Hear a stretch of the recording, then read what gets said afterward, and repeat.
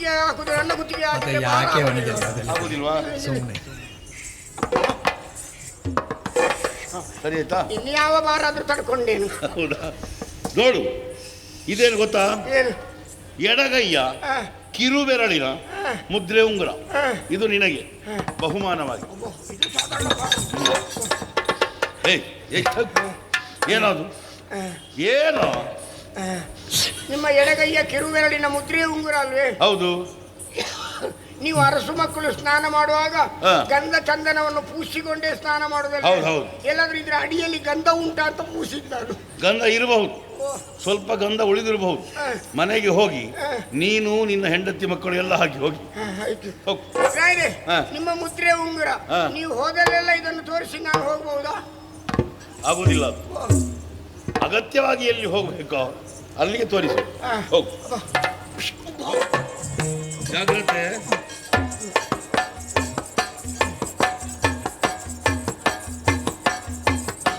ದ್ವೈಪಾಯನ ಸರೋವರದಲ್ಲಿ ಕೌರವ ಅಡಗಿದ್ದಾನಂತೆ. ನಾನು ಭಾಷೆಯನ್ನು ಹಾಕಿದವ, ಅವನನ್ನು ಕೊಲ್ಲುತ್ತೇನೆ. ಹಾಗಾದ್ರೆ ಅಣ್ಣನ ಅಪ್ಪಣೆ ಪಡೆಯಬೇಕು. ಅಣ್ಣನ ಬಳಿಗೆ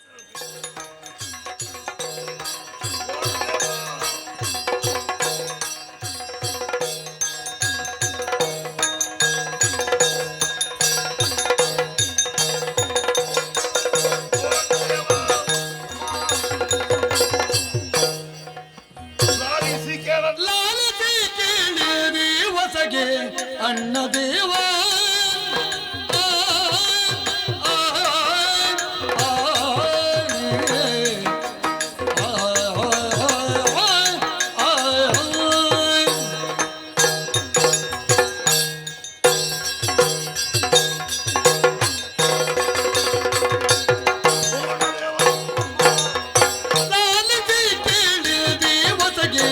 ಅಣ್ಣ ದೇವ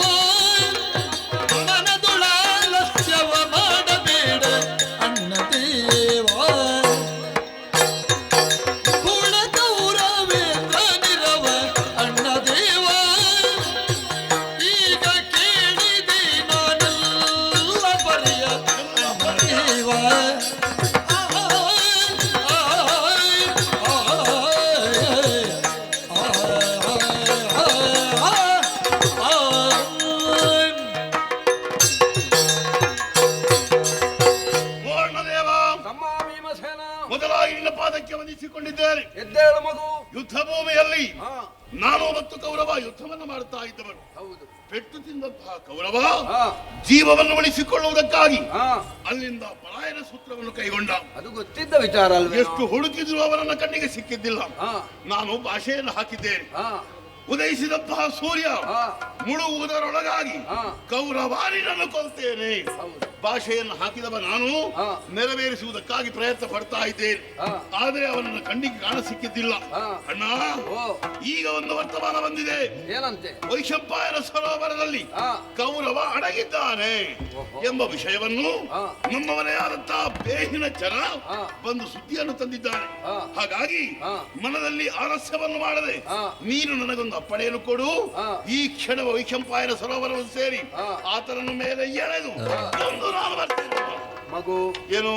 ಎಲ್ಲವನ್ನೂ ನಾವು ಕೋಪದ ದೃಷ್ಟಿಯಿಂದಲೇ ನೋಡಿದ್ರೆ ಆಗುವುದಿಲ್ಲ. ಮತ್ತೆ ಯಾವುದೇ ಕಾರ್ಯವನ್ನು ಮಾಡಬೇಕಾದ್ರೂ ಮೊದಲು ಕಣ್ಣಿಟ್ಟು ತದನಂತರ ಕಾಲನ್ನಿಡಬೇಕು. ದೇಹ ನಾವು ಅಂತಾದ್ರೆ ಕಣ್ಣಿನೋಪಾದಿಯಲ್ಲಿರುವವ ವಾಸುದೇವನಲ್ವೇ? ಹೌದು. ಅವನಲ್ಲಿ ಒಂದು ಮಾತನ್ನು ಹೇಳದೆ ನಾವು ಮುಂದಡಿ ಇಡುವ ಹಾಗಿಲ್ಲ. ದೇವರ ಬಳಿಗೆ ಹೋಗ್ಬೇಕೆ? ಆದ್ದರಿಂದ ನಾವೆಲ್ಲರೂ ಜೊತೆಯಾಗಿ ಆ ಅಚ್ಯುತನನ್ನೇ ನುತಿಸೋಣ.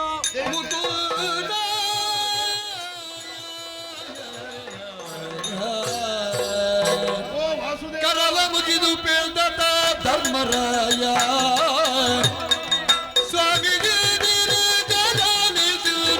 ಧರ್ಮರಾಯ. ಸ್ವಾಮಿ ಧರ್ಮಜ, ನಾನಾಡುವಂತಹ ಮಾತನ್ನು ಸ್ಪಷ್ಟವಾಗಿ ತಾವು ಆಲಿಸಬೇಕು. ಸ್ಪಷ್ಟವಾಗಿ ನೀವು ಪ್ರಭು. ಭೀಮ ಹಾಗೂ ಸುಯೋಧನರಿಗೆ ಕಾಡಾಕಾಡಿಯಾಗಿ ಹೊಯ್ದಾಟ ಪ್ರಾರಂಭವಾದ ಬಗ್ಗೆ ತಮಗೆ ಪ್ರತ್ಯೇಕವಾಗಿ ಹೇಳಬೇಕಾಗಿಲ್ಲ. ಅಡಗಿದವನನ್ನ ಅರಸುವುದರಲ್ಲಿ ನೀವೆಲ್ಲ ವ್ಯಸ್ತರು ಅಂತ ನಾ ತಿಳಿದಿದ್ದೆ. ಸಿಕ್ಕಿದ್ರು ವರ್ತಮಾನ ಏನಾದ್ರೂ ತಿಳಿಯಿತ? ಬೇಹಿನ ಚರರು ಒಂದಾಡಿದ್ದಾರಂತೆ. ಏನಂತೆ? ದ್ವೈಪಾಯನ ಸರೋವರದಲ್ಲಿ ಆತ ಅಡಗಿ ಕುಳಿತಿದ್ದಾನೆ ಎನ್ನುವ ಹಾಗೆ. ಒಳ್ಳೇದಾಯ್ತಲ್ಲ. ವರ್ತಮಾನ ಅರಿತ ಮೇಲೆ ನಿಗ್ರಹಕ್ಕೆ ಸುಲಭ ಸಾಧ್ಯ ಅಂತ ಆಯ್ತು. ಭೀಮನನ್ನು ಮುಂದಿರಿಸಿಕೊಂಡು ಸಾಗುವುದತ್ತ. ನಾನು ಹೋಗ್ತೇನೆ ಅಂದ್ರೆ ಬೇಡ ಅಂತ ನೀವು ಯಾಕಂತೆ? ಯಾರಿಗೂ ದೇವರೇ, ರಾಜನೀತಿಯನ್ನು ತಮಗೆ ಪ್ರತ್ಯೇಕವಾಗಿ ಹೇಳಬೇಕಾಗಿಲ್ಲ. ಹುತ್ತ ಏರಿದವನನ್ನು, ಹುಲ್ಲು ಕಡ್ಡಿ ಕಚ್ಚಿದವನನ್ನು, ಯುದ್ಧರಂಗಕ್ಕೆ ಬೆನ್ನು ತೋರಿಸಿದವನನ್ನು, ಜಲದೊಳಗೆ ಅಡಗಿದವನನ್ನು ಕೊಲ್ಲಬಾರದು ಎನ್ನುವುದು ರಾಜನೀತಿ ಅಲ್ವೇ? ಅದು ರಾಜನೀತಿ. ಹೌದು. ಹೌದೌದು. ಅವ ನೀರಿನೊಳಗೆ ಇದ್ದಾನೆ ಎನ್ನುವುದು ಅರ್ಥವಾಗಿದೆ. ಈಗ ಅಷ್ಟರಲ್ಲೂ ರಾಜನೀತಿ ಕೊಲ್ಲಬಾರದು ಅಂತ ಹೇಳುವುದು ಯಾಕೆ? ಯಾಕೆ? ಅದೆಲ್ಲ ಮಾಡಿದವನನ್ನು ಅದು ಮಾಡುವುದು ಯಾಕೆ ಅಂತ. ಬದುಕುವುದಕ್ಕಾಗಿ ಅಷ್ಟನ್ನು ಮಾಡಿದವರನ್ನು ಕೊಲ್ಲಬಾರದು ಅಂತ. ಹೌದು. ಅದು ಇಲ್ಲಿಗೆ ಅನ್ವಯವಾಗುವುದಿಲ್ಲ, ಆದ್ರಿಂದ ಕೊಲ್ಲಬಹುದು. ಅಂದ್ರೆ ಇಲ್ಲಿಗೆ ಅನ್ವಯವಾಗುವುದಿಲ್ಲ ಅಂತ ಹೇಳಿದ್ರೆ ಈಗ ಅದನ್ನು ಮೊದಲಿಂದ ತೊಡಗಬೇಕು. ಹೌದು, ನೀ ಕೇಳಬೇಕಾಗ್ತದೆ. ನಾನು ಕೇಳ್ತೇನೆ ದೇವ್ರೆ.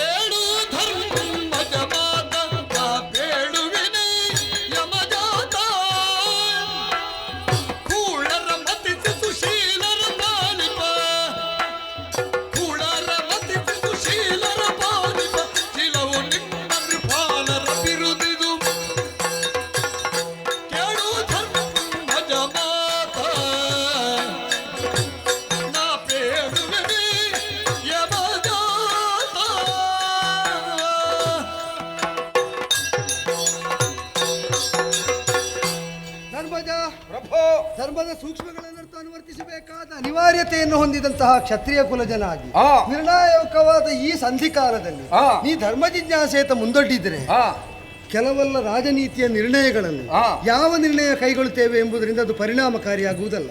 ಯಾವಾಗ ಕೈಗೊಳ್ಳುತ್ತೇವೆ ಎಂಬುದರಿಂದ ನಿರ್ಣಯವನ್ನು ಕೈಗೊಳ್ಳುವಂತಹ ವೇಳೆ ನಿರ್ಣಾಯಕವಾಗುತ್ತದೆ. ಜಲದಲ್ಲಿ ಅಡಗಿದ ವೇಳೆಯಲ್ಲಿ ಭೀಮನಿಗೆ ಹನನ ಮಾಡುವುದಕ್ಕೆ ಪೂರಕವಾಗಿ ಪ್ರತಿಜ್ಞಾಪೂರಣ ಮಾಡುವುದಕ್ಕೆ ಬೇಕಾದಂತೆ ನಾವು ಅನುವು ಮಾಡಿ ತಡೆಯನ್ನುಂಟು ಮಾಡದೇ ಇರುವುದು ಸುಯೋಜಿತವಾದ ಕರ್ಮವಾಗ್ತದೆ. ಈಗ ಧರ್ಮ ಜಿಜ್ಞಾಸೆ ಅಂತ ನೀ ಹೇಳಿದ್ರೆ ನಿನಗೆ ಧರ್ಮ ಜಿಜ್ಞಾಸೆಯ ಪರಿಹಾರಕ್ಕೆ ಬೇಕಾದ ಸೂತ್ರವನ್ನು ಆಡುವಲ್ಲಿ ನನಗೆ ಆಕ್ಷೇಪ ಏನೂ ಇಲ್ಲ.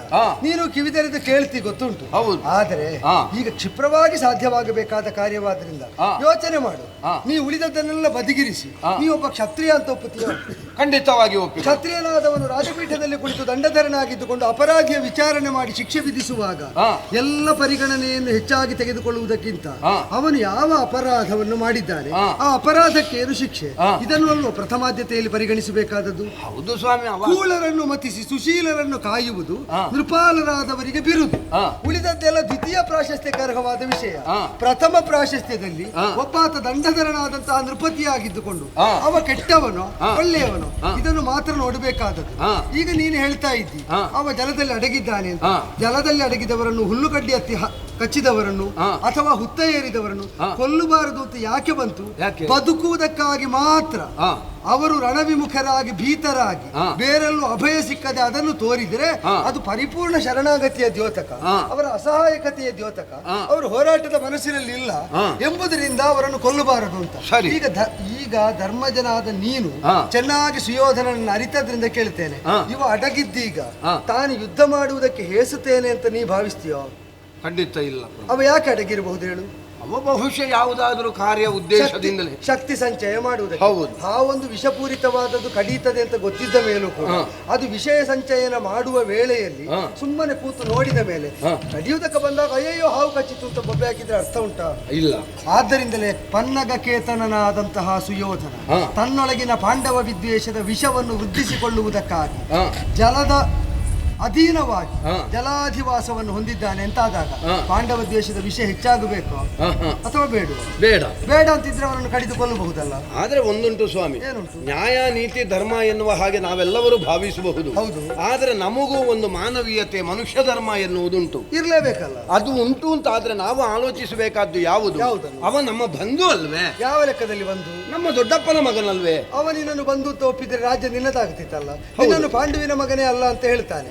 ಮಾತ್ರ ಅಲ್ಲ ಕಪಟದ ಜೂತವನ್ನಾಡುತ್ತಾನೆ. ನಿಮ್ಮನ್ನು ವಿಪಿನ ಕಟ್ಟುವಾಗ ಕೋಡಿಯಂತೆ ವರ್ತಿಸ್ತಾನೆ. ಪರಿಪರಿ ಶಿಕ್ಷೆಯನ್ನು ನಿಮಗೆ ವಿಧಿಸ್ತಾ ಬಂದಿದ್ದಾನೆ. ನೀವು ಏಳಿಗೆಯನ್ನು ಕಾಣುವುದು, ನೀವು ಉದ್ಗತಿಯನ್ನು ಹೊಂದುವುದು ಅವನಿಗೆ ಸರ್ವದಾ ಸಮ್ಮತವಲ್ಲದ ಕಾರ್ಯ. ಅವನು ಬಂದದ್ದು ಕೂಡ ರಾಜಸೂಯದಲ್ಲಿ ನಿಮಗೆ ಕೆಡುಕು ಮಾಡ್ಲಿಕ್ಕೆ. ಯಾವ ಅವಕಾಶವೂ ಸಿಕ್ಕದಿದ್ದಾಗ ತಾನೇ ಜಾರಿ ಬಿದ್ದ. ಅದನ್ನೇ ದೊಡ್ಡದಾಗಿಸಿಕೊಂಡು ಕಪಟದ ಜೂತದಿಂದ ನಿಮ್ಮನ್ನು ವಿಪಿನ ಕೊಟ್ಟಿದಂತಹ ಕೋಡಿಯನ್ನು ನೀ ಬಂದು ಅಂತ ಯಾವ ನೆಲೆಯಲ್ಲಿ ಸ್ವೀಕರಿಸುವುದು? ಅಲ್ಲ, ಏನೇ ಮಾಡಿದ್ರು ಇಷ್ಟ ಅಪರಾಧ ಮಾಡಿರುವಾಗ ಒಬ್ಬಾತ ನಿನ್ನ ಬಂಧುವಾದರೆ ಏನು ಅಪರಾಧ ಮಾಡಿದ್ರು ಬದುಕಬಹುದು ಅಂತ ನೀ ಹೇಳ್ತೀಯ. ನಾಳೆ ನಿನ್ನನ್ನು ರಾಜ ಅಂತ ಒಪ್ಪಿದಾಗ ನಿನ್ನ ಕುಟುಂಬದವರು ದೊಡ್ಡ ದೊಡ್ಡ ಅನಾಹುತ ಮಾಡ್ತಾರೆ.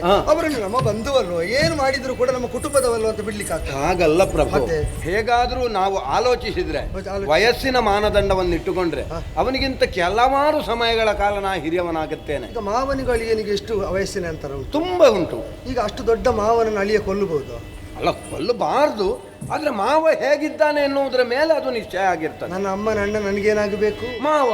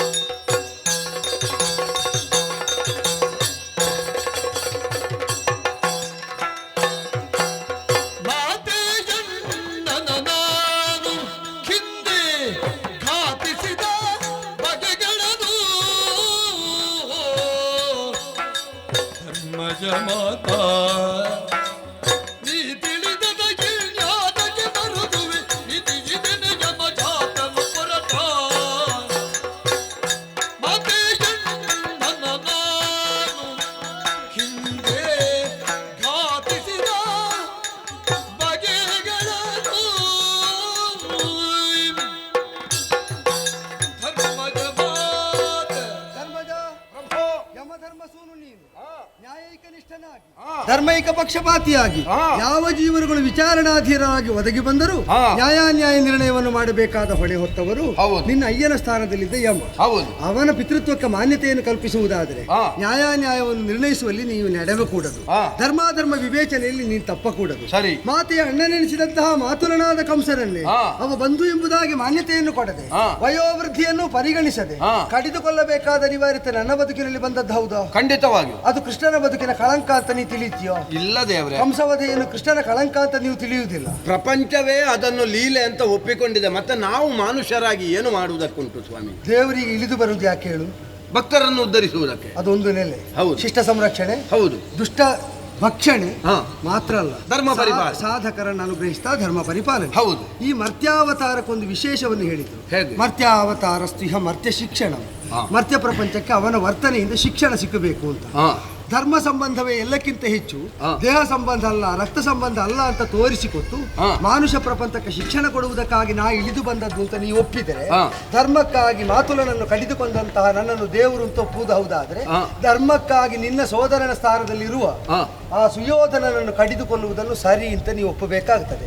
ಭೀಮನಿಗೆ ಅನುವು ಮಾಡಿಕೊಡಬೇಕಾಗ್ತದೆ. ಪ್ರಭು, ತಾವು ಹೇಳಿದಂತೆ ನನಗವ ಅಧರ್ಮಿ ಎನ್ನುವುದು ಸ್ಪಷ್ಟವಾಗಿ ಅರ್ಥವಾಗಿದೆ. ಹಾಗಂತ ಅವನನ್ನು ಕೊಲ್ಲುವ ಬಗ್ಗೆ ನಾ ಕಾರ್ಯ ಪ್ರವೃತ್ತನಾಗಬಹುದು.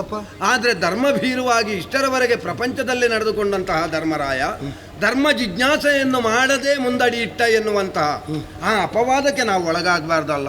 ನಮಗೆ ಧರ್ಮ ಸೂಕ್ಷ್ಮತೆಯನ್ನು ತಿಳಿಸುವುದಕ್ಕೆ ಹುಟ್ಟುವಾಗಲೇ ಬ್ರಹ್ಮಜ್ಞಾನಿ ಎನಿಸಲ್ಪಟ್ಟಂತಹ ಕೃಷ್ಣ ಭಗವಾನು ಅಲ್ಲದೆ ಮತ್ತೆ ಯಾರಿಂದ ಸಾಧ್ಯ ಉಂಟು? ಈ ಹೇಳಿ ಕೇಳಿ ಭೀಷ್ಮರ ಮೊಮ್ಮಗ ಅಲ್ವಾ? ಹೌದು. ಅವರಿಗೆ ಪ್ರತಿಜ್ಞೆ ಮಾಡುವುದಿದ್ರು ದೇವ ಮುದ್ರೆ ಬೇಕು. ಹೌದು. ಧರ್ಮರಾಯನಿಗೆ ಕಾರ್ಯ ಮಾಡಬೇಕಾದ್ರೆ ದೇವಾದಿದೇವ ಅಂತ ಅವ ಪೂಜಿಸುವ ಕೃಷ್ಣನ ಮುದ್ರೆ ಬೇಕು. ಹೌದು. ಕೃಷ್ಣ ಮುದ್ರೆ ಸಿಕ್ಕಿತೋ ಇಲ್ವೋ? ಖಂಡಿತ. ಅವ ಮುಂದೆ ನಾವು ಹಿಂದೆ. ಹೌದು. ಭೀಮಸೇನ ನಾನು ಹೋಗ್ತೇನೆ.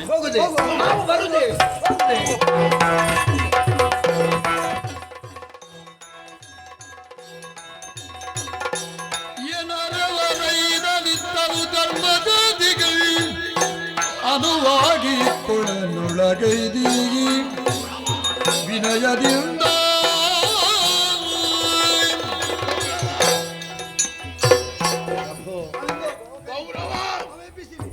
ಯಾಕೆ ಪ್ರಭು ಇನ್ನೆಲ್ಲ ವ್ಯರ್ಥ ಆಯ್ತಲ್ಲ. ಏನು ವ್ಯರ್ಥ ಆಯ್ತು? ನಾವು ಸುಮ್ಮನೆ ಬಾಯಲ್ಲಿ ಧರ್ಮ ಪರಿಪಾಲನೆ ಅಂತ ಹೇಳ್ಬೇಕಷ್ಟೇ. ಆ ಕಾರ್ಯದಲ್ಲಿ ನಾವು ಯಶ ಕಾಣುವ ಹಾಗಿಲ್ಲ. ಯಾಕಂದ್ರೆ ಜಲದೊಳಗೆ ಇದ್ದಂತಹ ಸುಯೋಧನ ಎದ್ದು ಹೋಗಿ ಆಗಿದೆ. ಇನ್ನು ನಾವು ಇಲ್ಲಿ ಏನು ಮಾಡುವುದಕ್ಕುಂಟು? ಬನ್ನಿ ಹೋಗುವ ನಾವು. ಈಗ ಇಷ್ಟು ಬೇಗನೆ ಎದ್ದು ಹೋಗುವುದಾದ್ರೆ ಮುಳುಗಿದ್ಯಾಕೆ ಅಂತ ಪ್ರಶ್ನೆ ಬರೋದಿಲ್ವಾ? ಅದೊಂದು ಪ್ರಶ್ನೆ ಬರ್ತದೆ. ಆದ್ದರಿಂದಲೇ ನಿರರ್ಥಕವಾಗಿ ಯಾವ ಕೆಲಸವನ್ನು ಮಾಡುವವರಲ್ಲ ಸುಯೋಧನ ಅಂತ ಇಲ್ಲಿಯ ತನಕ ನಿನಗೆ ಗೊತ್ತಾಗಿರಬೇಕು. ಹೌದು. ಎದ್ದು ಹೋದಂತಹ ಪದಚಿಹ್ನೆಗಳನ್ನು ಕಂಡವನು ಇಳಿದು ಹೋದದ್ದಕ್ಕೇನಾದ್ರೂ ಕಾಣ್ತೀಯಾ? ಅದೇನು ಕಾಣುವುದಿಲ್ಲ. ಹಾಗಾದ್ರೆ ಇಲ್ಲಿ ಎಷ್ಟು ಮಂದಿ ಬಂದಿರಬಹುದು? ಅವರ 6 ಪದಚಿಹ್ನೆಯೂ ಇಲ್ಲದಿರುತ್ತಾ ಒಂದು ಜೊತೆ ಮಾತ್ರ ಪಾದಚಿಹ್ನೆಗಳು ಕಾಣ್ತದೆ ಅಂತ ಆದ್ರೆ ಇದ್ದದನ್ನು ಉದ್ದೇಶಪೂರ್ವಕವಾಗಿ ಅಳಿಸಿ ಇದೇ ಕಣ್ಣಿಗೆ ಬೀಳುವಂತೆ ಅವನು ಸಂಯೋಜಿಸಿದ್ದಾನೆ ಅಂತ ಅರ್ಥ ಆಯ್ತೋ ಇಲ್ವೋ? ತಂತ್ರದಲ್ಲಿ, ಅದರಲ್ಲೂ ಕುತಂತ್ರದಲ್ಲಿ ನಿನ್ನ ಸುಯೋಧನನ್ನು ಬಿಟ್ಟೆ ಲೋಕದ ಎಲ್ಲರೂ ಇರುವುದು. ಅದನ್ನು ಗ್ರಹಿಸುವಂತಹ ವಿವೇಕ ನಮಗೆ ಬೇಕಷ್ಟೇ. ಅವ ನಿರ್ದಿಷ್ಟವಾಗಿ ಲಕ್ಷ್ಯ ಇರಿಸಿಕೊಂಡೇ ಜಲಸ್ತಂಭನವನ್ನು ಅರಿತು ಜಲಾಧಿವಾಸವನ್ನು ಹೊಂದಿದ್ದಾನೆ ಅಂತ ಆದರೆ ಅಲ್ಲಿ ಒಳಗೆ ಆ ಉರಗ ಪತಾಕ ಬೆವರುವಂತೆ ಅವನನ್ನು ಕರೀಬೇಕು. ಆ ರೀತಿ ಕರೆಯುವವರು ಯಾರು? ಈಗ ಪಕ್ಷ ವಿಪಕ್ಷ ಅಂತ ಆದ ಮೇಲೆ ಆ ಪಕ್ಷಕ್ಕೆ ಅವನು, ಈ ಪಕ್ಷಕ್ಕೆ ನೀನೇ. ಹೌದು, ಅಲ್ಲ ಪಕ್ಷಕ್ಕೆ ನಾನೇ, ಈ ಪಕ್ಷಕ್ಕೆ ನೀನೇ ಪಕ್ಷದ ನಾಯಕನಾಗಿ. ಈಗ ನಾನು ಹೋದದ್ದು ಸಂಧಾನಕ್ಕಾಗಿ, ನಿನ್ನ ದೌತ್ಯವನ್ನು ಅಂಗೀಕರಿಸಿ ಪ್ರಭುವಾಗಿ ನೀನೇ. ನೀನಿರುವಾಗ ದೂತರ ಉಳಿದವರು ತೊಡಗುವುದಕ್ಕಿಲ್ಲ, ನೀನೇ ಕರೀಬೇಕು. ನಾನೇ ಕರೆಯುವುದು. ನೀನೇ ಕರಿ. ಸರಿ, ಆರಂಭಿಸ್ತೇನೆ. ಕೇಳೋ ಗೌರವ ಪುತ್ರ ಮಿತ್ರಾದಿ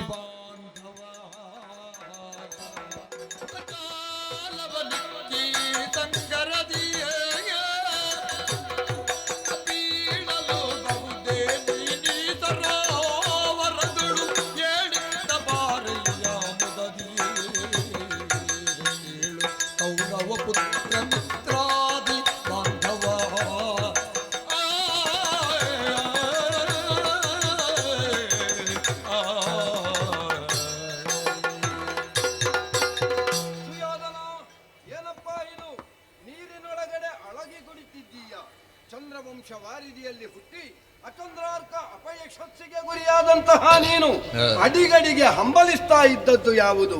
ಏನ ಮಾಡುವುದಿನ್ನು ಪಾಂಡವರ ಸೋಲಿಪೆಡೆ. ಅಂತಹ ಪಾಂಡವರು ಒಟ್ಟಾಗಿ ಕೃಷ್ಣಸ್ವಾಮಿಯ ಜೊತೆಯಾಗಿ ಈ ಶರದಿಯ ತಟಾಕಕ್ಕೆ ಬಂದಿದ್ದಾರೆ. ಅದರಲ್ಲೂ ನಿನ್ನನ್ನು ಕರೆಯುತ್ತಾ ಇರುವವ ನೀ ಯಾವಾಗಲೂ ಅಣಕಿಸ್ತಾ ಇದ್ದಂತಹ ಧರ್ಮನಂದನ. ನಾ ಕರೀತಾ ಇದ್ದೇನೆ, ಬಾರಪ್ಪ ಮೇಲೆ, ಯುದ್ಧವನ್ನು ಕೊಡು. ಆಮೇಲೆ ಶ್ರೀಕಾರವನ್ನು ಪತ್ರದ ಮೇಲ್ಭಾಗದಲ್ಲಿ ಬರೆಯುವುದು ಅದೇ ವಿಷಯ ಅಂತಲ್ಲ, ತೊಡಗುವುದು ಹಾಗೆ ಕ್ರಮ ಅಂತ. ನೀನು ಮಾತಾಡುವುದು ಅಂದ್ರೆ ಪ್ರಾರಂಭದ ಶ್ರೀಕಾರದ ಹಾಗೆ ಮಂಗಳವಾದ ಪ್ರಾರಂಭ ಆಗಿದೆ. ಮುನ್ನಡೆಸುವುದಕ್ಕೆ ನಿನ್ನ ಹೃದ್ಗತವನ್ನು ಅರಿತಂತಹ ಪಾರ್ಥಿವಾಗ್ರಣಿಯಾದ ಪಾರ್ಥನಿದ್ದಾನೆ. ನೋಡುವ, ನೀನು ಕರಿಯಂತೆ.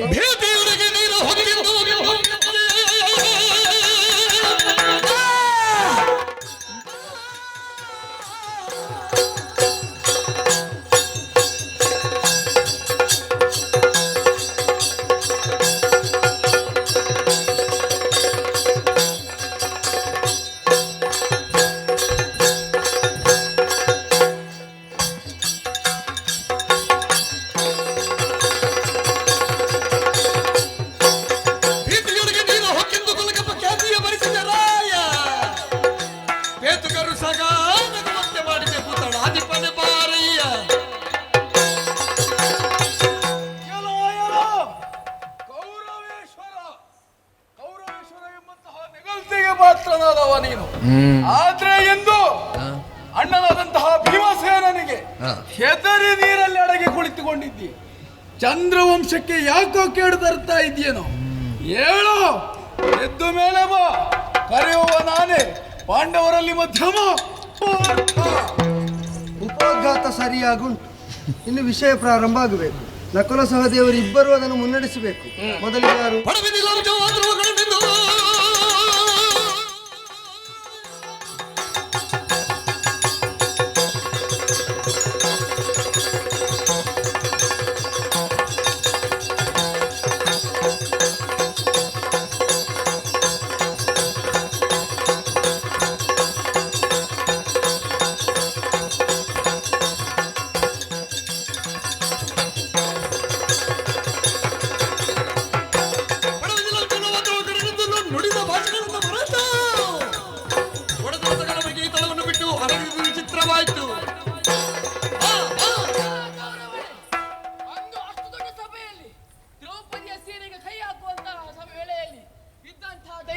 ಏನಾಯ್ತು? ಈಗ ಕಳ್ಳರ ಹಾಗೆ ನೀರಿನ ಅಡಿಯಲ್ಲಿ ಹಳಿ ಕುಳಿತಿರುವೆ ಅಲ್ಲ. ನಾ ಕುಲ ಕರಿತಾ ಇದ್ದೇನೆ, ಬಾನುವರೆಗೆ. ಈಗ ಗಾಳಿ ಬರುವುದಕ್ಕೆ ತೊಡಗಿ. ಈಗ ಗಾಳಿ ಬಂದದ್ದು ಹೌದು ಅಂತ ಅದು ರಭಸವಾಗಬೇಕು.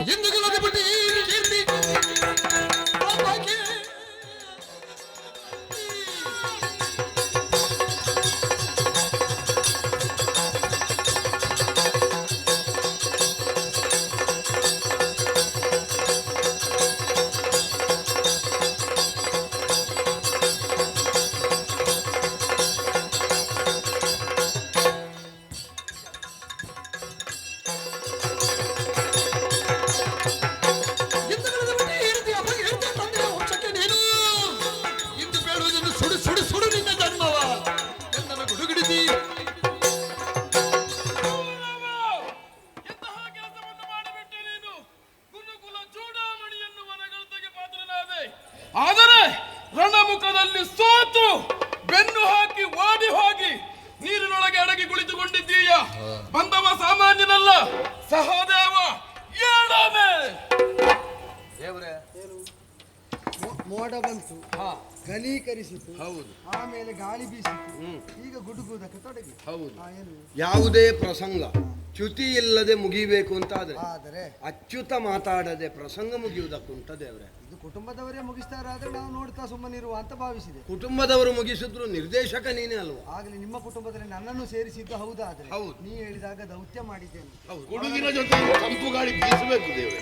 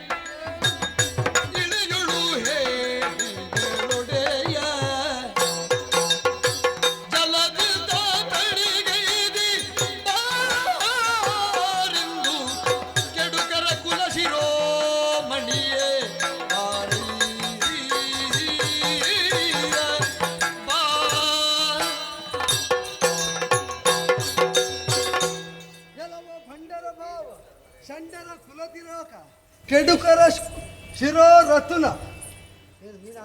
ಅವರನ್ನು ಕರೆಯುವಾಗ ನಿನಗೆ ಬೇಸರ ಆಗುದ್ಯಾ? ಅಲ್ಲ, ಬೇಸರ ಆಗ್ಲಿಕ್ಕೆ ನಾವು ಅದೇ ಜಾತಿಯಲ್ಲಿ ಹುಟ್ಟಿದ್ದಲ್ವಾ? ನೀನು ಯಾವ ಜಾತಿಯಲ್ಲಿ ಹುಟ್ಟಿದ್ದು? ಕ್ಷಾತ್ರಿಯನಾಗಿ. ಅವನು ಕ್ಷಾತ್ರಿಯ. ರಣಕ್ಕೆ ಎದುರಿದವನು ಯಾವ ಕ್ಷತ್ರಿಯ?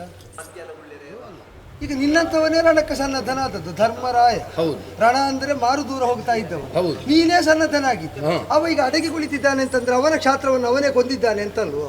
ಮತ್ತೆ ನಿನ್ನ ಕುಲದಲ್ಲಿ ಆಗೋದು ಹೇಗೆ? ಅಲ್ಲ, ಆದ್ರೂ ನಾವು ದೊಡ್ಡಪ್ಪ ಚಿಕ್ಕಪ್ಪನ ಮಕ್ಕಳಲ್ವಾ? ದೊಡ್ಡಪ್ಪ ಚಿಕ್ಕಪ್ಪನ ಮಕ್ಕಳಾದ್ರೆ ನೇರ ಹುಟ್ಟಬೇಕಾಗಿತ್ತು. ಹಾಗೆ ಬಂದ್ರು? ಹಾಗೆ ಬರ್ಲಿಲ್ಲ. ಹೇಗೆ ಬಂದ್ರು? ಅವರು ಒಂದಿದ್ದದ್ದು ನೂರಾಗಿ ಘೃತಭಾಂಡದಲ್ಲಿ ಎದ್ದು ಕುಳಿತದ್ದು. ಆ ಕಾರಣದಿಂದಲೇ ವಂಶಬಾಹಿರವಾದ ಕೃತ್ಯಗಳ ಅನೇಕವನ್ನು ಮಾಡಿದವನು. ಸೂರ್ಯಾನ್ವಯದ ಕಥೆ ಕೇಳಿದ್ರೆ ಅನೇಕರ ಚರಿತ್ರೆಯಲ್ಲಿ ಸಿಗುತ್ತದೆ. ತಮ್ಮ ಕುಲಕ್ಕೆ ಬಾಹಿರನಾದ ಪುತ್ರ ಉದಿಸಿದಾಗಲೂ ವಂಶದಿಂದ ಹೊರಗೆ ಹಾಕಿದ್ದು. ಅದು ಕುಲ ಸಂಬಂಧ ಅಂತ ಇದ್ರೆ ಕುಲದಿಂದ ಹೊರಗೆ ಹಾಕುವುದು ಹೇಗೆ? ದಂಡಕನೆ ಮೊದಲಾದವರನ್ನು ಅವರು ಕುಲಕ್ಕೆ ಸಂಬಂಧಕ್ಕೆ ಅಮಾನ್ಯರಿದ್ದಾರೆ ಎಂಬುದರಿಂದ ಮಾರಕರು. ಇವನು ಮಾರಕನೇ ಇದ್ದಾನೆ. ಆದ್ದರಿಂದ ಇಲ್ಲದಿದ್ರೆ ನೀನಲ್ಲೇ ಕೇಳ್ತೇನೆ, ಕುಲದಲ್ಲಿದ್ದ 99 ಮಂದಿ ಸೋದರರನ್ನು ಕೊಂದವನು, ಕೊಲ್ಲುವುದಕ್ಕೆ ಕಾರಣವಾದ ರಣವನ್ನು ಮಾಡಿದವನು, ಅವನು ಯಾವ ನೆಲೆಯಿಂದ ಕುಲಜಾತನಾಗ್ತಾನೆ, ಸಂಬಂಧಿಯಾಗ್ತಾನೆ ಹೇಳು? ನಿನ್ನಲ್ಲಿ ಈ ಸಂಬಂಧದ ಭಾವ ಮಾರ್ಧವತೆ ಉಳಿದ್ರೆ ಅವ ಸಾಯುವುದಿಲ್ಲ, ಅವ ಸಾಯ್ಬೇಕು. ಆಯ್ತು, ನಾನು ಸಂಬಂಧವನ್ನು ಬಿಟ್ಟೆ. ಷಂಡರ ಯೋಚನೆ ಮಾಡು. ತಾನು ಯುದ್ಧ ಯುದ್ಧ ಯುದ್ಧ ಅಂತ ರಣಘೋಷವನ್ನು ಮೊಳಗಿಸ್ತಾ ಇದ್ದಾನೆ. ಈಗ ತನ್ನ ಪ್ರಾಣಕ್ಕೆ ಅಪಾಯ ಬಂದ ಕಾಲದಲ್ಲಿ ಅಡಗುತ್ತಾನೆ. ಉಳಿದವರದ್ದು ಪ್ರಾಣ ಅಲ್ವಾ? ಹಾಗಾದರೆ ಷಂಡರ ಭಾವ, ಷಂಡರ ಕುಲತಿಲಕ, ಬಂಡರ ಭಾವ, ಬಂಡತನ ತೋರುವುದಕ್ಕೆ ಅವನೊಬ್ಬನೇ ಅಲ್ಲ, ಆ ಸೈಂಧವ ಇದ್ದಾನಲ್ಲ, 13 ದಿವಸ ಸತ್ತವ, ಅವನು ತೋರಿದ್ದದನ್ನೇ ಅಲ್ವಾ? ನಿಮ್ಮ ಸತಿಯರ ಸೆರಗಿ ಕೈಯಿಕ್ಕುವುದಕ್ಕೆ ವೃಥ ಯತ್ನಿಸಿ ಭೀಮಾರ್ಜುನರಿಂದ ದಂಡ್ಯನಾದ ಸೈಂಧವ, ಅವನಿಗೆ ಭಾವನಾಗಿ ಅವನನ್ನು ತಾ ಮೀರಬಲ್ಲೆ ಅಂತ ಅನೇಕ ಬಾರಿ ತೋರಿದವನು. ದ್ರೌಪದಿ ವಸ್ತ್ರಾಕ್ಷೇಪದ ವಿಫಲ ಯತ್ನವನ್ನು ಮಾಡಿದವನು. ಷಂಡತ್ವ ಎಂಬುದು ರಣವೀಳೆಯ ಕೊಡುವಾಗ ಬಾಯಿ ಮಾತಿನಲ್ಲಿ ಅವನು ಅಬ್ಬರದ ಬೊಬ್ಬೆಯನ್ನು ಹಾಕಿದ್ದಾನೆ. ಈಗ ತೋರಿಸ್ತಾ ಇದ್ದಾನೋ?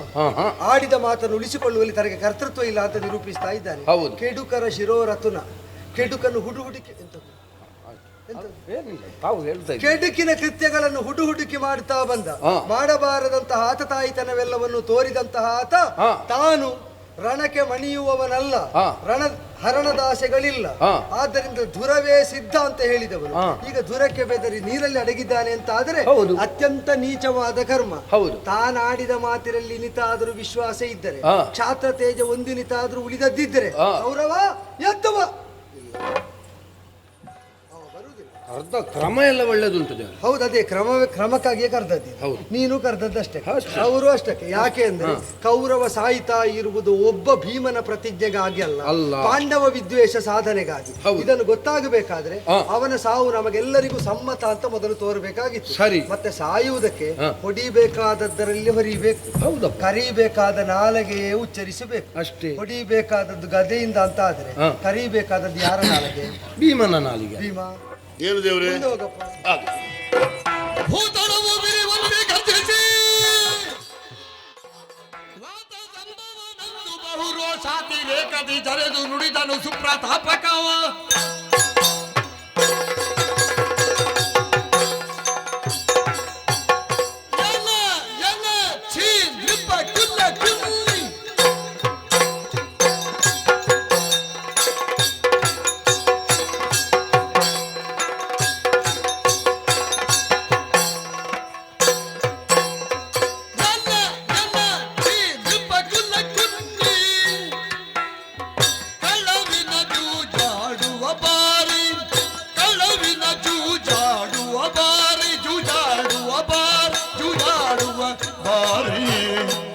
ಸಲಿಲದುಳ್ ಯಾತಕೆ ಸುಮ್ಮನೆ ಮುಳುಗಿಗೆ, ಸುಮ್ಮನೆ ಮುಳುಗಿಗೆ ಸುಳಿದೆಯದು ಪದಜ ಸೀರೆಯ ಭಯಪಡ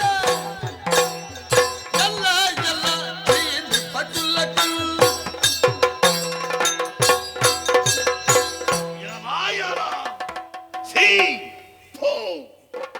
ನೃಪಕುಲದಲ್ಲಿ ಹುಟ್ಟಿದವರೇನು ಚಂದ್ರವಂಶವನ್ನು ಬೆಳಗಿಸಬೇಕಾದವ, ಆದರೆ ಬದುಕುವ ಆಶೆಯಿಂದಾಗಿ ಕುಲ್ಯ ಹಾಗೆ ವರ್ತಿಸ್ತಾ ಇದ್ದೀಯೇನೋ. ನೀರಿನಲ್ಲಿ ಅಡಗಿ ಜೀವವನ್ನು ಉಳಿಸಿಕೊಳ್ಳುವುದಕ್ಕೆ ಪ್ರಯತ್ನ ಪಟ್ಟರೆ ಅದು ಯಾವತ್ತೂ ಸಾಧ್ಯವಾಗುವುದಿಲ್ಲ. ಬಾ ಮೇಲೆ ಬಾರೋ, ಭೀಮಸೇನ ಕರೆಯುತ್ತಾ ಇದ್ದೇನೆ. ನಾನು ನೀನು ಇದರ ಬದಲಾಗಿ ಕುಳಿತು ಜೂತವನ್ನು ಆಡಬೇಕು. ಯಾವ ಜೂತ ಗೊತ್ತಿದೆ? ಕಪಟದ ಜೂತ. ಅದರಲ್ಲಿ ಸೋಲು ಯಾರಿಗೆ, ಗೆಲುವು ಯಾರಿಗೆ ಎಂಬುದನ್ನು ನಾವೇ ಆಟವಾಡಿ ನಿರ್ಣಯಿಸಿಕೊಳ್ಳಬೇಕು. ಬಾಳ ಮೇಲೆ ಯಾಕೋ ಸುಮ್ಮನೆ ಕುಳಿತಿದ್ದಿ ನೀರಿನೊಳಗೆ? ಮೇಲೆ ಬಾ. ನಮ್ಮ ಇವರ ಒಡನೆ ಪಾಂಚಾಲೆಯಲ್ಲಿದ್ದಾಳೆ. ಅವಳ ಸೆರಗಿ ಕೈ ಹಾಕಿ ಮಾನಭಂಗವನ್ನು ಮಾಡುವುದಕ್ಕಾಗಿ ಪ್ರಯತ್ನ ಮಾಡು. ನಿನ್ನ ತಮ್ಮಂದಿಗೆ ಅಪ್ಪಣೆಯನ್ನು ಕೊಟ್ಟಿದ್ದೀಯಲ್ಲ, ಅವರೆಲ್ಲ ಅಳಿದು ಹೋಗಿದ್ದಾರೆ. ಉಳಿದವ ನೀನೊಬ್ಬ. ನೀನು ಪ್ರಯತ್ನ ಮಾಡೋ, ಬರುವುದಿಲ್ವಾ?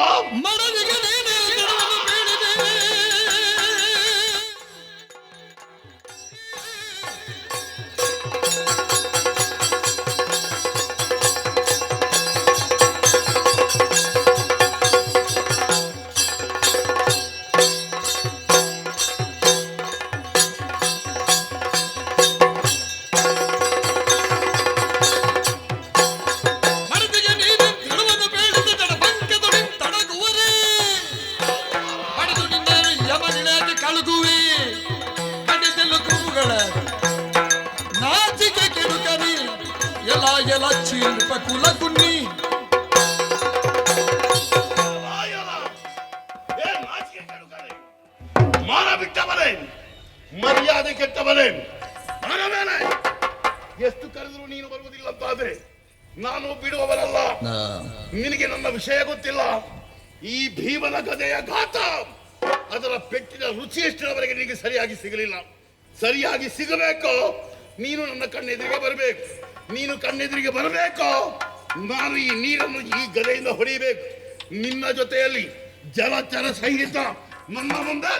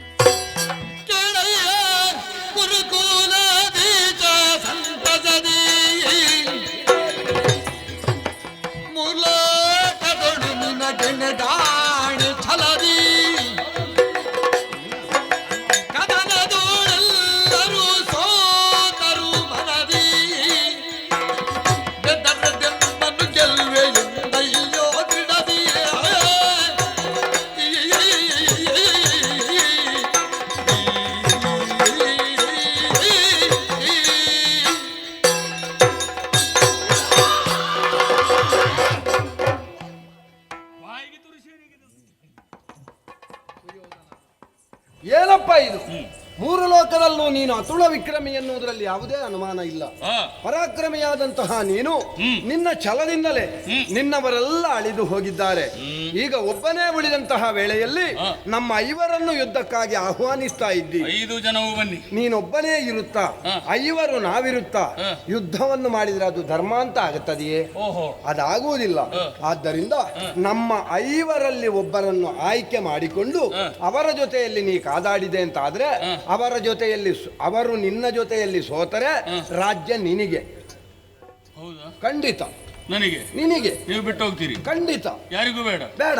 5ರಲ್ಲಿ ಒಬ್ಬನನ್ನು ಆರಿಸಬೇಕಾದ್ದು ಆಯ್ಕೆಯ ಸ್ವಾತಂತ್ರ್ಯ ನಿನಗೆ. ಯಾರನ್ನು ಬೇಕಾದ್ರೂ ಆರಿಸಬಹುದು. ಹೌದಾ? ಈಗ ಯುದ್ಧಕ್ಕೆ ನೀನು, ನಾನು ಇದ್ದೇನೆ. ನೀನು, ನಾನಿದ್ದೇನೆ.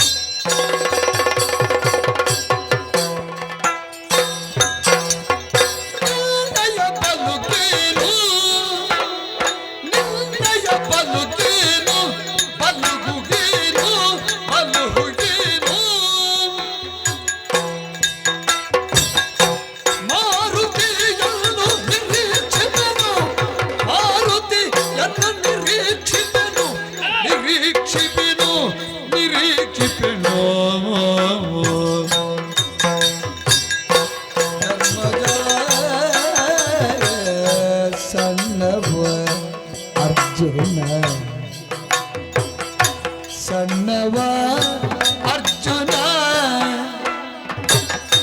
ಚಿಣ್ಣರು ಯಮಳರು, ಚಿಣ್ಣರು ಯಮಳರು, ಚಿಣ್ಣರು ಚಿಣ್ಣರು ಯಮಳರು.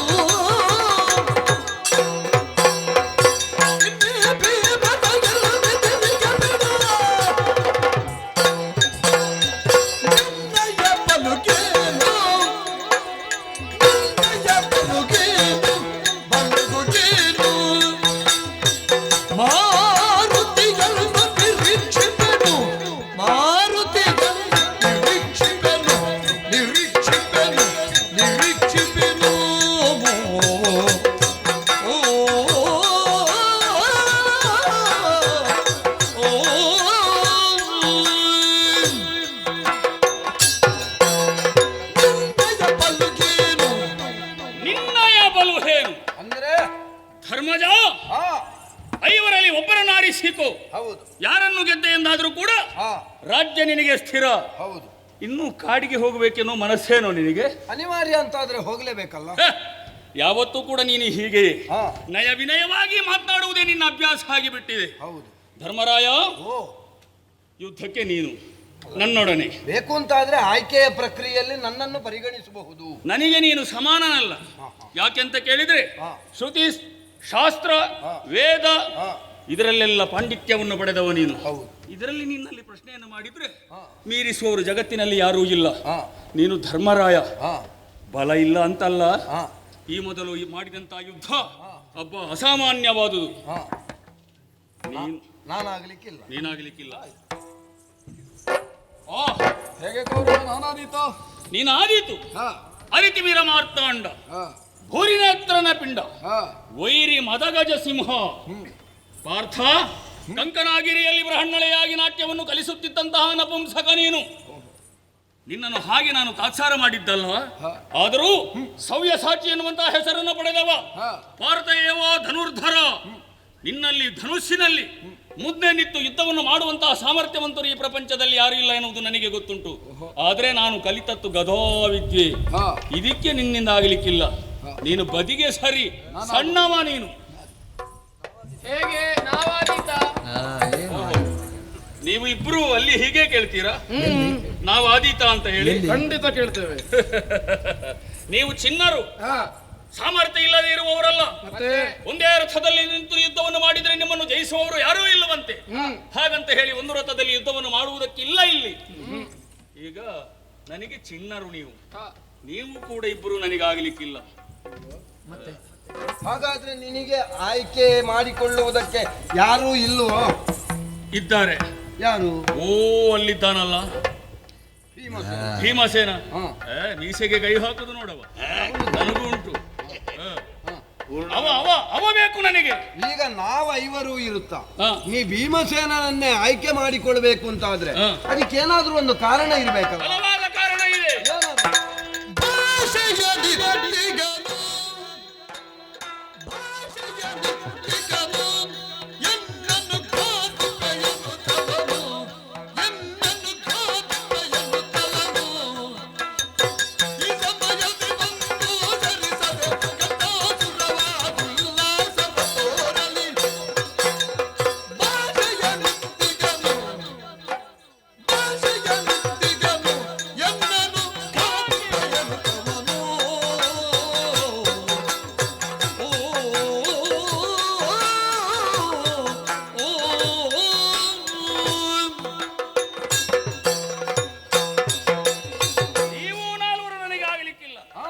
ಆದ್ರೆ ನಾನು ಆಯ್ಕೆ ಮಾಡುವುದು ಯಾರನ್ನು ಗೊತ್ತುಂಟಾ? ಯಾರನ್ನು? ಓ, ಇಲ್ಲಿ ಇದ್ದಾನಲ್ಲ, ಕಾರಣ ಆ ತೋಳದ ಹೊಟ್ಟೆಯವ.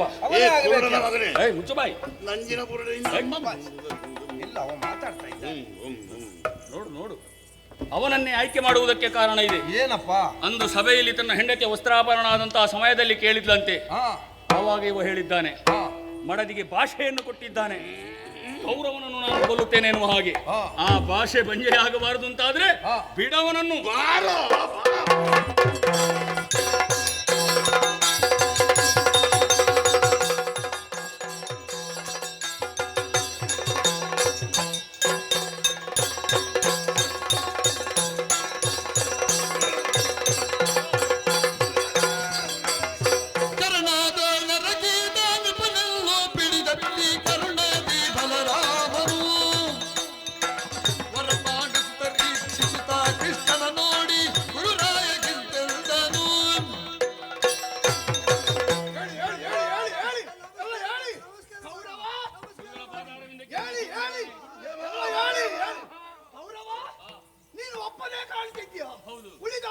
ಉಳಿದವರು ಯಾರು ಇಲ್ಲ, ಮೇಲೆ ಹೋಗಿದ್ದಾರೆ.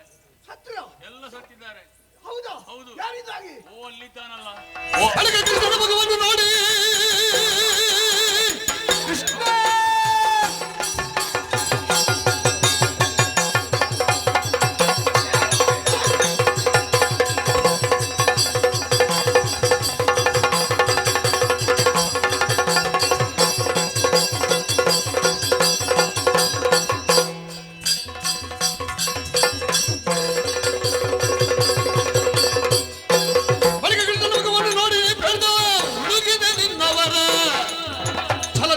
ಶಿಷ್ಯಗಿ ಹತನವ ಮಾಡಿ ಗೆಲ್ಲಿದ ಶಾಬಾಸುದ್ದೀರ. ನನ್ನ ತಮ್ಮ ಅಂತ ಹೇಳಿಕೊಳ್ಳುವುದಕ್ಕೆ ನನಗೆ ನಾಚಿಕೆ ಆಗುತ್ತಾ ಉಂಟು. ನನ್ನನ್ನು ಅತ್ತ ಕಡೆ ಕಳಿಸಿ ಇಲ್ಲಿ ಏನು ಮಾಡಿದೆ? ಕಳಿಸಿದ್ದಲ್ಲ ನೀನು. ಹೌದು, ಕೌರವನು ಒಪ್ಪನ್ನು ಹೊರತು ಉಳಿದವರನ್ನೆಲ್ಲರೂ ಕೊಲಿಸಿದೆ. ಈ ಪಾಂಡವರಲ್ಲಿ ಯಾಕೆ ಪಾಂಡವರು ಒಬ್ಬರು ಸಾಯ್ಬೋದಿತ್ತಲ್ಲ, ಯಾಕೆ ಸಾಯಲಿಲ್ಲ? ರೀತಿ ನುಡಿವರೆ ಪಕ್ಷವನ್ನು ಮಾಡಲು ಸುರರು ಜರೆಯರೆ, ಇನ್ನವರಲ್ಲಿ ಹೆಚ್ಚು ನಮಗೇನೋ ನೋಡೆ ಮುನ್ನಿವರಿಂದಾದ ಕುಂದೇನೋ ಅಣ್ಣ.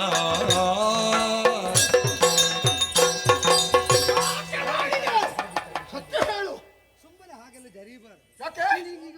ಹೌದು, ಹಿಂದೇನಾಗಿದೆ ಅಂತ ಗೊತ್ತುಂಟು? ಗೊತ್ತಿಲ್ಲ. ಮುಂದೇನಾಗ್ಲಿಕ್ಕೆ ಉಂಟು ಅಂತ ಗೊತ್ತುಂಟು?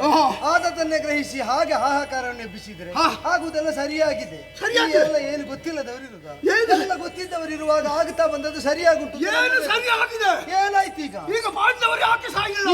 ನೀನು ಹುಟ್ಟುವುದಕ್ಕೆ ಮೊದಲು ನಿನ್ನಪ್ಪ ಸೆರೆಯಲ್ಲಿದ್ದದ್ದು ಯಾಕೆ? ನೀನು ಕಾರಣವ? ಹಾಗಾದ್ರೆ ಒಳ್ಳೆಯವರಿಗೂ ಕೆಟ್ಟದಾಗ್ತದೆ, ಕೆಟ್ಟವರಿಗೂ ಒಳ್ಳೆಯದಾಗ್ತದೆ ಅಲ್ವೋ? ಕೆಲವೊಮ್ಮೆ ಕೆಟ್ಟವರಿಗೆ ಕೆಟ್ಟದ್ದು ಆಗ್ತದೆ. ಈ ಬಾರಿ ಆದದ್ದು ಕೆಟ್ಟವರಿಗೆ ಕೆಟ್ಟದ್ದು. ಈಗ ಪಾಂಡವರು ವನವಾಸಕ್ಕೆ ಹೋಗುವಂತಾದದ್ದು ಯಾಕೆ? ಏನೋ ತಪ್ಪು ಮಾಡಿದ್ದಾರೆ? ಏನು ತಪ್ಪು ಮಾಡಿದ ವನವಾಸಕ್ಕೆ ಹೋಗುವಂತಾಗ್ಲಿಲ್ವ? ಆದ್ದರಿಂದ ಸ್ಥಿತಿಯನ್ನು ನೋಡಿ ಮುಂದಿನ ಗತಿಯನ್ನು ಹಿಂದಿನ ಗತಿಯನ್ನು ಊಹಿಸುವುದಕ್ಕಾಗುವುದಿಲ್ಲ. ಈಗ ಏನು ಕೈ ಮೀರ್ಲಿಲ್ವಲ್ಲ, ಯುದ್ಧ ಮುಗಿಲಿಲ್ಲ, ಏನೋ ಮೋಸ ಆಗಿದೆ. ನೀ ಸುಮ್ಮನೆ ತರ್ಕ ಮಾಡಿದ್ದರಲ್ಲಿ ಏನಿಲ್ಲ, ನೀ ನೋಡ್ಲಿಲ್ವಲ್ಲ?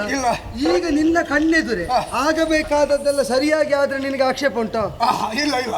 ಯಾರು ಗೆದ್ದರು, ಯಾರು ಸತ್ರು, ಯಾರು ಸೋತರು. ಈಗ ಭೀಮಾರ್ಜುನರ ಗದಾ ಯುದ್ಧದಲ್ಲಿ ಗೆದ್ದವನಿಗೆ ರಾಜ್ಯ, ಸೋತವನಿಗೆ ಏನಿಲ್ಲ. ಈಗ ಸೋತವ ಸತ್ರು ಸತ್ತ, ಅದು ಹೇಳಲಿಕ್ಕಾಗುವುದಿಲ್ಲ. ಹಾಗೆ ಅಂತ ಈ ಯುದ್ಧದಲ್ಲಿ ನಿರ್ಣಾಯಕವಾದ ಫಲಿತಾಂಶ ಹೊಂದುತ್ತದೆ. ಈ ಯುದ್ಧದಲ್ಲಿ ಅನ್ಯಾಯ ಆಗದಾಗ ತಡೆಯುವುದಕ್ಕೆ ನೀನೇ ಬಂದಾಯ್ತಲ್ಲ. ನನ್ನ ಹಿಂದೆ ಹೋದದ್ದನ್ನು ಬಿಡು. ನನ್ನ ಕಣ್ಣೆದುರು ಧರ್ಮ ಯುದ್ಧ ಆಗಬೇಕು. ಅಲ್ಲ, ನೀನಿದ್ರೆ ಆಯ್ತು, ಮತ್ತೆ ಧರ್ಮಕ್ಕೆ ಯುದ್ಧವೇ. ಹೌದೌದು, ನೀನಿದ್ರಾಯ್ತು, ಅದು ಧರ್ಮಕ್ಕೆ ಯುದ್ಧವೇ. ಇಷ್ಟರವರೆಗೆ ಹೇಗಾಯ್ತೋ ಗೊತ್ತಿಲ್ಲ. ಇನ್ನು ನನ್ನ ಕಣ್ಣ ಮುಂದೆ ಆಗುದೇ ಧರ್ಮ ಯುದ್ಧ. ನಿನ್ನ ಅಧ್ಯಕ್ಷತೆಯಲ್ಲಿ ಕೂತ್ಕೋ, ಕೂತ್ಕೋ, ಕೂತ್ಕೋ, ನಿಲ್ಲು.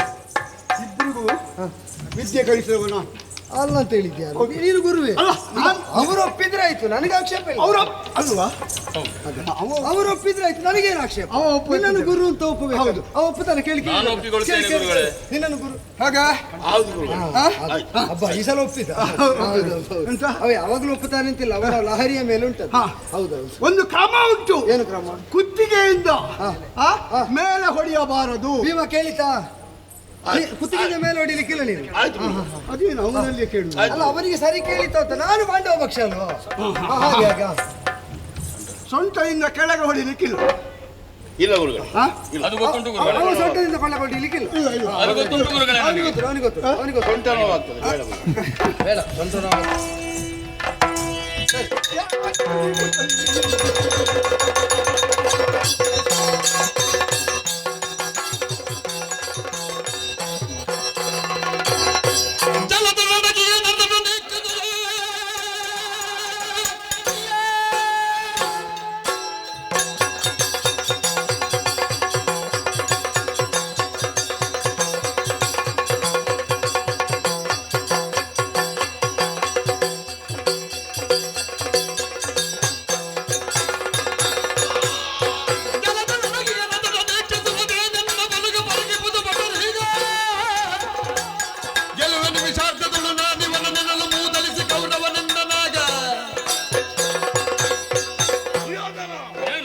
ಬದುಕುವುದಕ್ಕಾಗಿ ನೀರಿನಲ್ಲಿದ್ದವರೇನು ಮೇಲೆ ಬಂದ ಕ್ಷಣವೇ ಅಹಂಕಾರದಿಂದ ಅದಟುತನವನ್ನು ತೋರಿಸುವುದಕ್ಕೆ ಮುಂದುವರಿಯುತ್ತಾ ಇದ್ದೆ. ತುಂಬಿದ ಸಭೆಯಲ್ಲಿ ಭಾಷೆಯನ್ನು ಹಾಕಿದ್ದೇನೆ, ಸರಿಯಾಗಿ ನಿನಗೂ ನೆನಪಿದೆ. ಆ ಭಾಷೆಯನ್ನು ನಿಮಿಷಾರ್ಧದಲ್ಲಿ ಈಗ ಮುಗಿಸ್ತೇನೆ.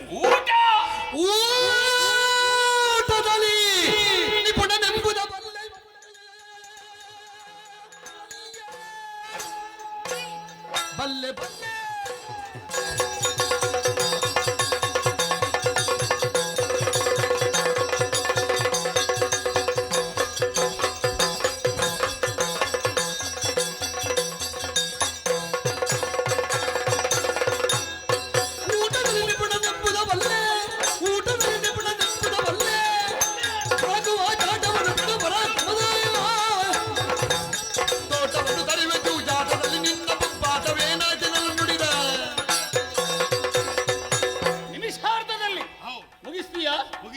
ನೀನು ಮುಗಿಸುವುದು ಊಟವನ್ನು.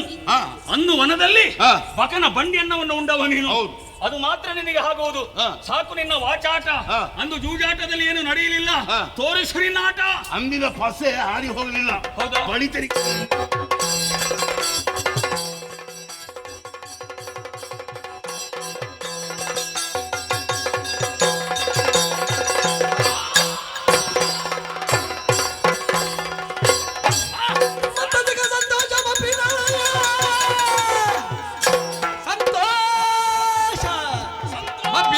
ಗೌರವ ಧರ್ಮ ಜಾತಿ ಪಟೋತ್ತಮರ ಕರೆ ಕರೆದು ನುಡಿದನು ಮದದ ಮೋಡಿಯಲಿ.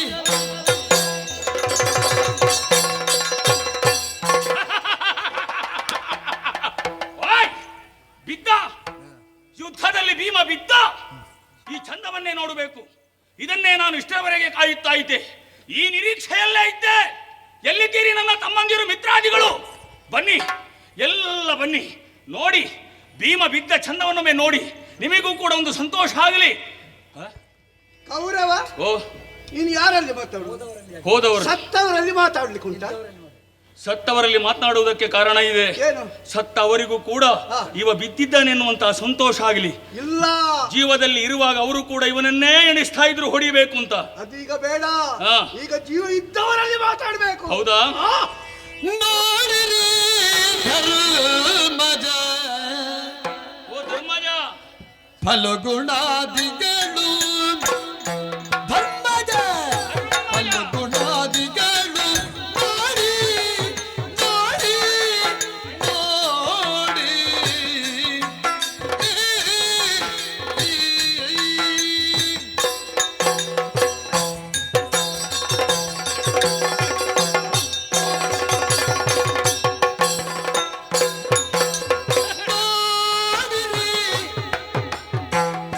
ಧರ್ಮಜ ಫಲಗುಣಾದಿಗಳು ಫಲಗುಣ ಫಲಗುಣಾದಿಗಳು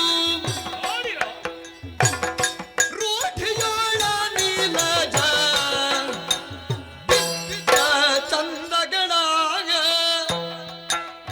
ರೂಢಿಯೋಳ ಅನಿಲಜ ಬಿದ್ದ ಚಂದಗಳ ಚಂದಗಳ ಚಂದಗಳ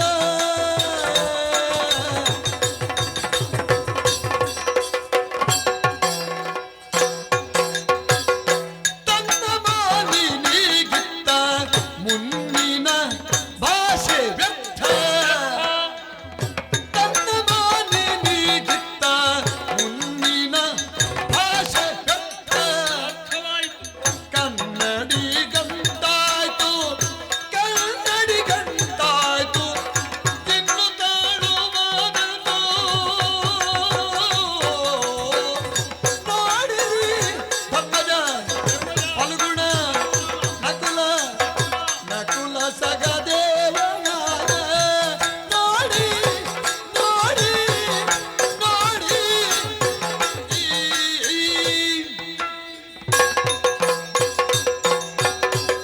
ಧರ್ಮಜ ನೋಡು, ನಿನ್ನ ತಮ್ಮನಾದಂತಹ ಭೀಮ ಬಿದ್ದಿದ್ದಾನೆ. ನಾನು ಮುಗಿಸ್ತೇನೆ, ಹೊಡಿತೇನೆ ಎನ್ನುವ ಹಾಗೆ ಬಹಳಷ್ಟು ಹೇಳಿದ, ಪೌರುಷದ ಮಾತುಗಳನ್ನು ಆಡಿದ. ಈವರೆಗೆ ಮಾಡಿದ್ದೆಲ್ಲವೂ ವ್ಯರ್ಥವಾಯಿತು. ನಿನ್ನ ಬಲದ ಭುಜ ಇದ್ದಂತೆ ಅಲ್ವವ, ನೋಡು ಅದು ಬಿದ್ದು ಹೋಗಿದೆ. ಏ ಫಲ್ಗುಣ, ನೋಡೋ ಇಲ್ಲಿ, ಶಿವನನ್ನು ಮೆಚ್ಚಿಸಿ ಪಾಶವದಾಸ್ತ್ರವನ್ನು ಪಡೆದವ ನೀನು. ಏನಾದರೂ ನಿನ್ನಿಂದ ಮಾಡುವುದಕ್ಕಾಗುತ್ತದಾ? ನೋಡೋ, ಅದನ್ನೊಮ್ಮೆ ಪ್ರಯೋಗಿಸು. ನಿನ್ನಿಂದೂ ಆಗುವುದಿಲ್ಲ. ನಕುಲ ಸಹದೇವರು, ನೀವು ನೋಡಿ, ನಿಮ್ಮಣ್ಣನಾದಂತಹ ಭೀಮಸೇನ ಬಿದ್ದಿದ್ದಾನೆ. ಏನಾಗುವುದಿಲ್ಲ ಅವನಿಂದ ಮಾಡುವುದಕ್ಕೆ. ಆ ಬಿದ್ದ ಚಂದವನ್ನೊಮ್ಮೆ ನೋಡು. ನೆಲವನ್ನು ಯಾಕೆ ನೋಡ್ತೀಯ? ಅವನನ್ನೊಮ್ಮೆ ನೋಡು. ನೀನು ಇಷ್ಟರವರೆಗೆ ಅವ ಬಿದ್ದದನ್ನು ನೋಡ್ಲಿಲ್ಲಲ್ಲ, ಗೊತ್ತಿಲ್ಲ ಅವ ಬಿದ್ದದ್ದು. ನೋಡಲ್ಲಿ. ಕೌರವ, ಪಾಂಡವರು ಯಾರೂ ತಲೆ ಎತ್ತುದಿಲ್ಲ. ನೀನೀಗ ಮಾತಾಡಿದ್ದು ಸರಿ ಉಂಟು, ಆದ್ರೆ ಮಾತಾಡ್ಬೇಕು, ಅವರಲ್ಲಿ ಮಾತಾಡಿಲ್ಲ ನೀನು. ಓ ಆದೀತು. ಕಪಟ ನಾಟಕರಂಗ ನಾಟಕ ರಂಗ ರಂಗ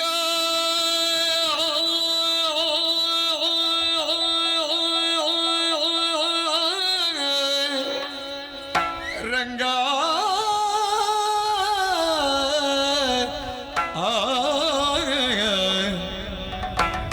ಕಪಟ ನಾಟಕ ರಂಗ ನಾಟಕ ರಂಗ ರಂಗ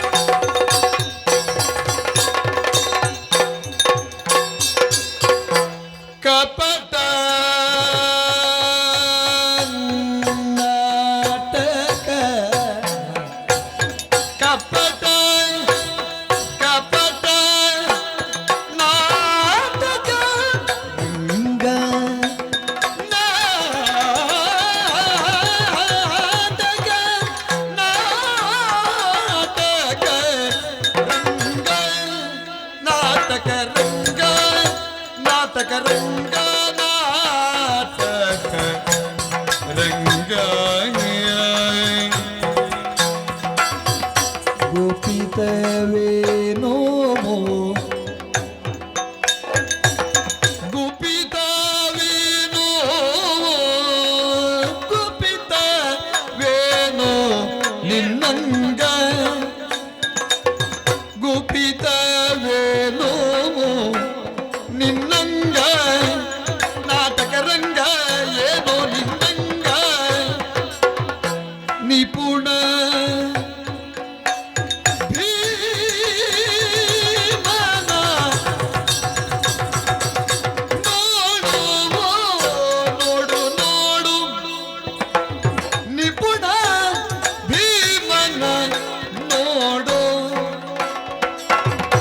ಚಪಳತ್ವದಿ ಮಾತಾಡೋ ಮಾತಾಡೋ ಭೀಮನ ನೋಡು ನೀ ಮಾತಾಡು ಭೀಮನ ನೋಡು ನೀ ಮಾತಾಡು ನಾಟಕ ರಂಗ ಬೇಕೋ ನಿನ್ನಂಗ ಆ ಆ ಆ ಆ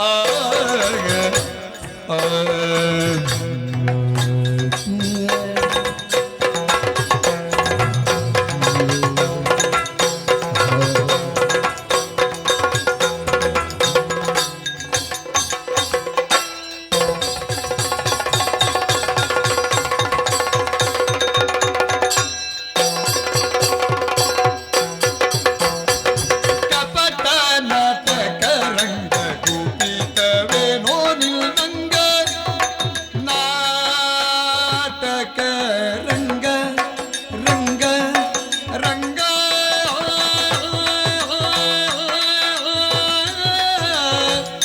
ನಾಟಕ ರಂಗ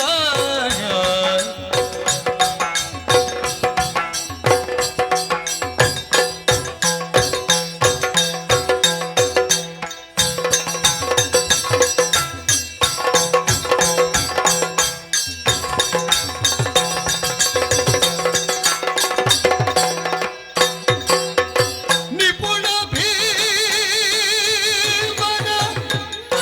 ನೋಡು ಚಪಲತ್ವದಿ ಮಾತಾಡು ಭೀಮನ ನೋಡು ನೀ ಮಾತಾಡು ನೋಡು ಮಾತಾಡು ನಾಟಕ ರಂಗ ರಂಗ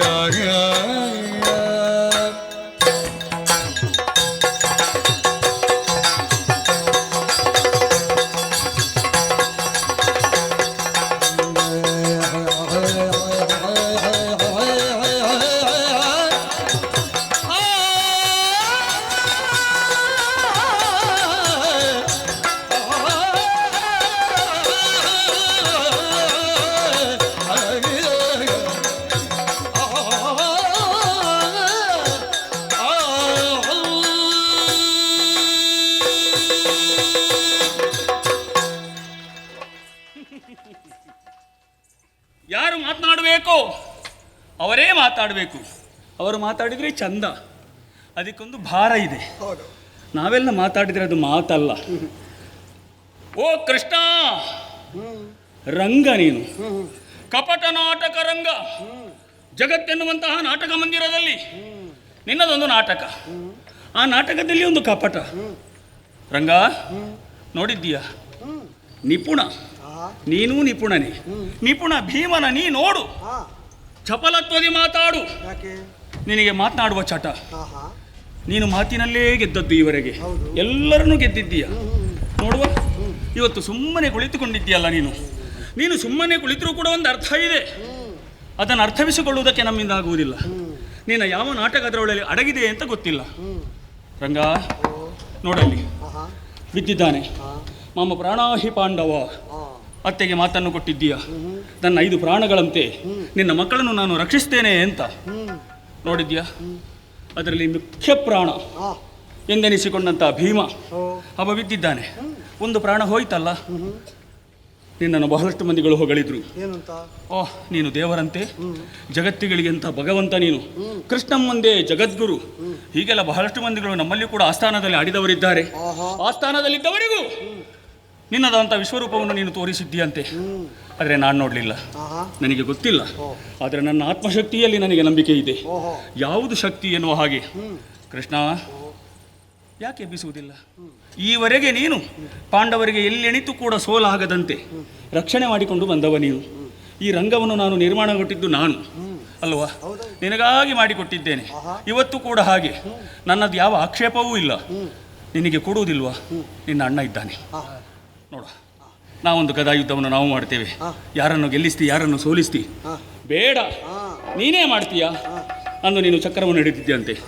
ಇವತ್ತು ಗದೆ ಅಥವಾ ಚಕ್ರವನ್ನು ಹಿಡಿದು ಯುದ್ಧವನ್ನು ಮಾಡೋಣ ಅಂದು ಜಯದ್ರಥನನ್ನು ಕೊಲ್ಲುವುದಕ್ಕಾಗಿ ಒಂದು ನಾಟಕವನ್ನು ಆಡಿದ್ದೀಯಲ್ಲ, ಹಗಲನ್ನೇ ಕತ್ತಲೆ ಮಾಡಿದವ. ನೋಡು, ಅಂಥದ್ದೇನಾದ್ರೂ ಇವತ್ತು ಬೆಳಕೋ ಕತ್ತಲೆಯೋ ಬೆಳಕು ನಿನ್ನಿಂದ ಆಗುವುದಿದ್ರೆ ಒಮ್ಮೆ ಪ್ರಯೋಗಿಸಿ ನೋಡು. ನಿನ್ನವನನ್ನು ಉಳಿಸು. ನಾನು ಉಳಿಬೇಕು ಅಥವಾ ಅವನು ಉಳಿಬೇಕು. ನಿನ್ನಿಂದ ಯಾವುದು ಸಾಧ್ಯ? ಬರಲಿ ನೋಡೋಣ. ಇಂದಿರೇಶ ಮುಕುಂದ ಲಾಲಿಸು, ಈ ವಾಯುಸುತನು ಸಿರಿಂದು ಪಸರಿಸುವಂದ ತೋರಿಸು. ಮಂದರಾಧರ ದೂತನಾನುನಂದ ಕಲ್ದ ಸಲದ ನಾದಿ ಮುನೀಂದ್ರ ವರದ ಸುನೀತ ವಂತಕ ಕೇಂದ್ರ ವಾಗನ ಸಿಂಧು ಶಯನ ಮುಕುಂದ ಲಾಲಿಸು.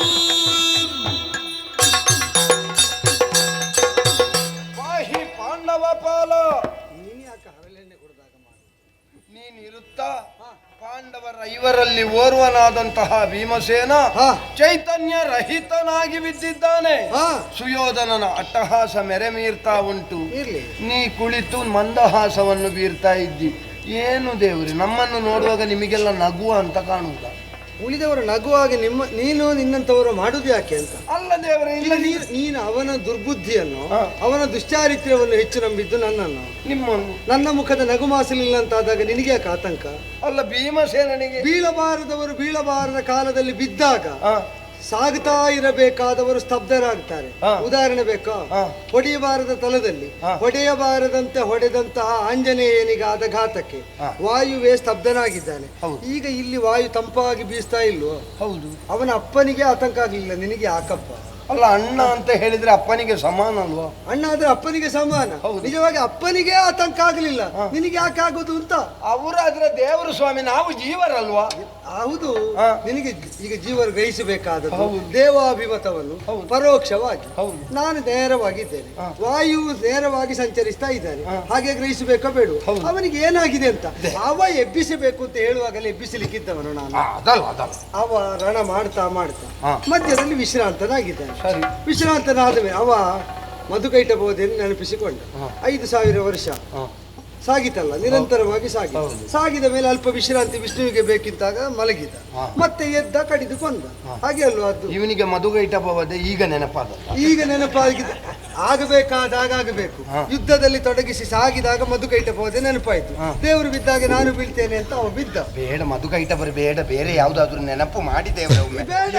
ಇಲ್ಲಿಗ ಮಧುಕೈಟಬೋಧೆ ನೆನಪು ಮಾಡು. ನೀವು ಬದಿಗೆ ಈಗ ಅವ ಎಂತಾಗಿದ್ದಾನೆ ಅಂತ ಹೇಳಿದ್ರೆ ನೀನು? ಅವ ಸ್ತಬ್ಧನಾಗಿದ್ದಾನೆ, ಚೈತನ್ಯ ರಹಿತನಾಗಿದ್ದಾನೆ. ಅಡಿಗೆ ಭಟ್ಟ ಅಡಿಗೆ ಸಿದ್ಧ ಆದ ಮೇಲೆ ಊಟ ಮಾಡುವುದಕ್ಕೆ ಮೊದಲು ಸ್ನಾನ ಆಗಿ ಒಂದು ಮಲಗುತ್ತಾನೆ. ಯಾಕೆ?